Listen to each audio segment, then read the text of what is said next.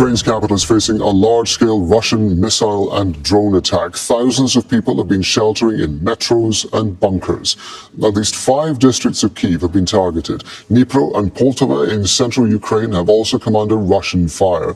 Moscow says it's launching long-range, high-precision weapons from air, land and sea.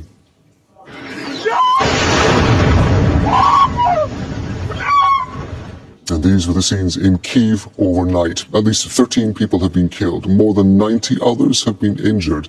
Officials say attacks have set fire to some residential buildings and damaged others.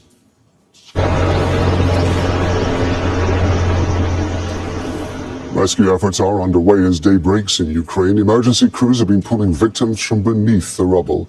Others are battling fires at homes and warehouses. Ukraine's President Volodymyr Zelensky says Russia launched more than 70 missiles overnight and more than 500 drone attacks.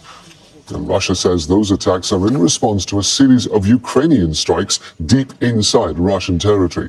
Energy facilities, military sites and airports in several regions have been attacked, and that's according to Russian media.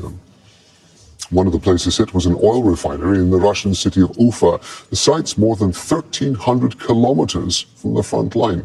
Now, in a moment, we're going to speak to Yulia Shapovalova live for us in Moscow.